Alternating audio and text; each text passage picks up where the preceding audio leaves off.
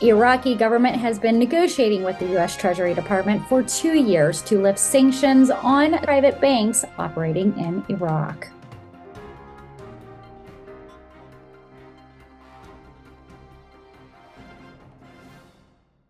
Hello, everyone. Welcome back to Newsroom. I'm Chella Smith with your Middle East U.S. entertainment news here on YouTube. I air on Fridays. I bring you the latest on reforms and economics of Iraq based on reports put out by the Middle East news media outlets. I do this weekly review and it's based off my interest. Thank you, everyone, for joining me. Last week, we talked about the boosting gold reserves, ensuring economic stability in stock markets, and curbing inflation rates, the 5-year consensus blueprints. Let's take a look at this week's headlines.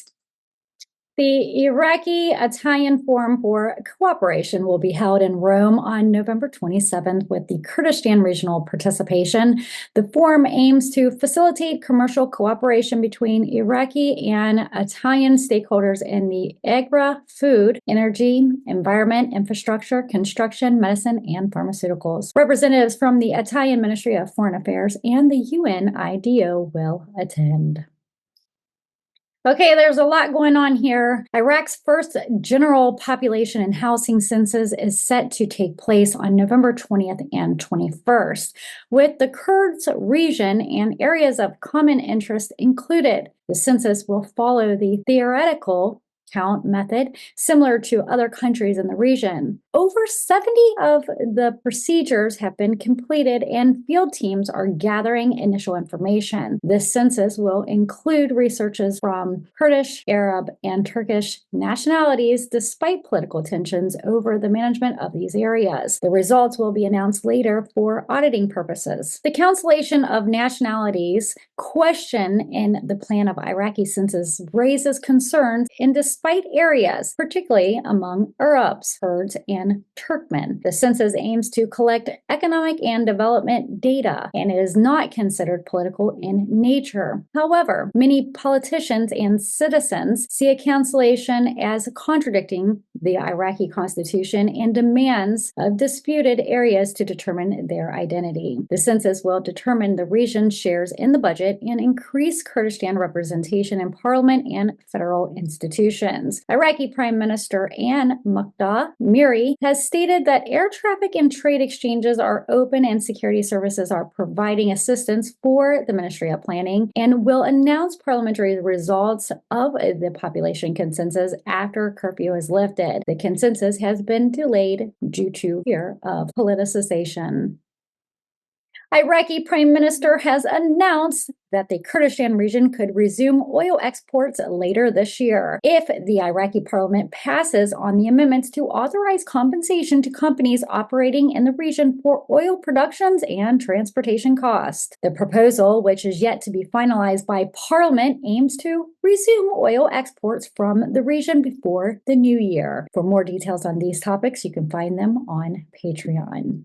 Speaking about oil, the Iraqi Prime Minister Mohammed Shia al-Sudani has directed communications between the Minister of Oil and Shell to achieve projects that serve Iraq and meet economic development requirements. Their meeting this week focused on cooperation investment opportunities and carbon emission reduction projects, highlighting the government's interest in international oil companies. According to Alpharet News, Mauser Mohammed Shaleh, the economic advisor to Prime Minister, has ruled out the U.S. President-elect Donald Trump's policy sacrifices petrodollar. He believes that there are 3 restrictions that prevent the deterioration of crude oil prices in the world market. The United States remains the largest oil producer, and major American oil companies have invested in shale oil productions and the break-even points. Shaleh also believes that Trump's policy will not sacrifice Trump's buy petrodollar to make the oil dollar with a dollar supply that exceeds demand. As the U.S. is keen to make the dollar the strongest currency in the world, the deterioration in oil prices will allow China, the world's largest oil importer, to obtain cheap energy resources, which is inconsistent with the economic competition between China and the United States and dominating the world's sources of growth and economic power. Another investment opportunity for Iraq is Swiss Ambassador Daniel Hahn. He expresses his country's desire to invest in Iraq, particularly in construction, health, and agriculture sector. He discusses the importance of Swiss companies specializing in these fields during a meeting with the Undersecretary of Iraqi Ministry of Foreign Affairs for Political Planning Affairs, Ambassador Hishamel al-Alawi. The two sides agreed to work together to organize visits by senior officials from both countries in the coming year. The Central Bank of Iraq and Turkey governor discussed the launch of new trade transfer mechanisms between the two countries. They emphasize cooperation and settlement for Iraqi card users in Turkey and urges Turkish banks to open accounts for Iraqi banks to expand finance channels for importing goods and services from Turkey. The Turkish Central Bank supports Iraq's efforts in organizing financial operations to facilitate trade transactions.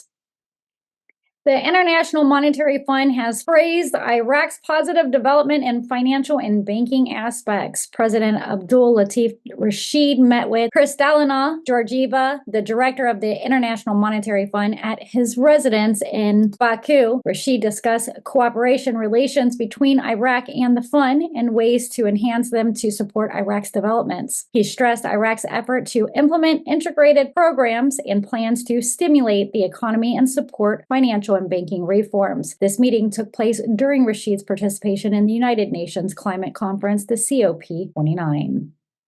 The Central Bank of Iraq has made progress in monitoring foreign transfers and cash dollar sales, providing protection for banking and financial sectors from money laundering risk. The bank's governor, Ali Al-Awlaq, stated that the ongoing quarterly meetings with the Federal Reserve and the U.S. Treasury Department led to an agreement on procedures and formulas consistent with best practice and international standards. Ali Al-Awlaq has noted that Iraq has achieved 95% progress in monitoring procedures for foreign transfers and cash dollar sales, and is providing protection for banking and financial sectors from money laundering operations. The Iraqi government has been negotiating with the U.S. Treasury Department for 2 years to lift sanctions on some private banks operating in Iraq.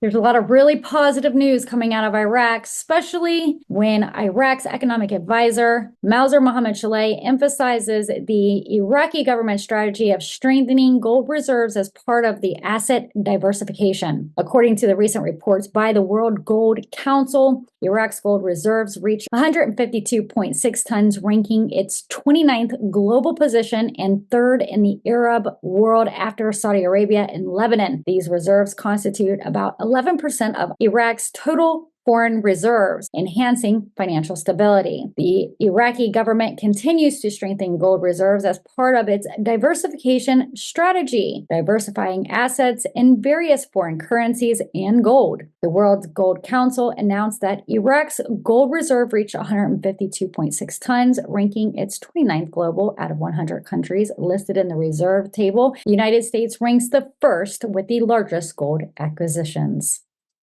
According to Asmari TV, Iraq's central bank announces the termination of work on electronic platforms for monitoring American currency transfers abroad, marking a turning point in Iraqi financial policy. This decision is expected to lead to fundamental changes in financial transfer mechanisms, impacting exchange rates and financial stability. The new transfer mechanism will not negatively affect the financing of legitimate trade, as it will accelerate transfers and reduce data manipulation. The new mechanism will eliminate illegal trade based on buying the American currency from unofficial sources, known as the parallel markets. Banks facing restrictions on dealing in foreign currencies are currently being evaluated by Oliver Wyman to develop their capabilities in remittances. The new mechanism will ensure the provisions of the dollar at the fixed official price, eliminating concerns about financial illegal trade. The Iraqi government plans to evaluate all banks and qualify them to work with the new system in cooperation with international financial audited companies. On February 7th, 2023, the Council of Ministries ratified Iraqis adjusting the exchange rate against the dinar. The changes include a purchasing price of 1,300 dinars per $1 from the Ministry of Finance and a selling price of 1,310 dinars per dollar for banks and non-banking institutions.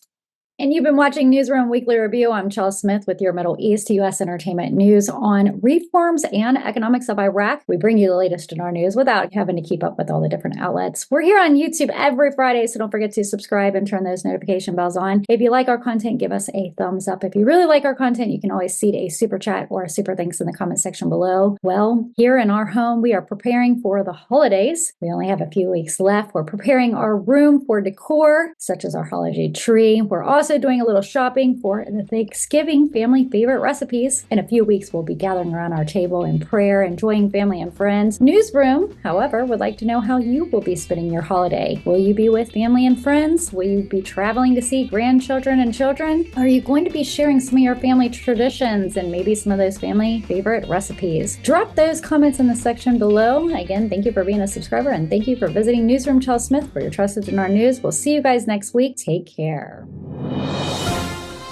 Make sure you join us Fridays, 4 p.m. with Newsroom Updates with Chelsea Smith, Entertainment News.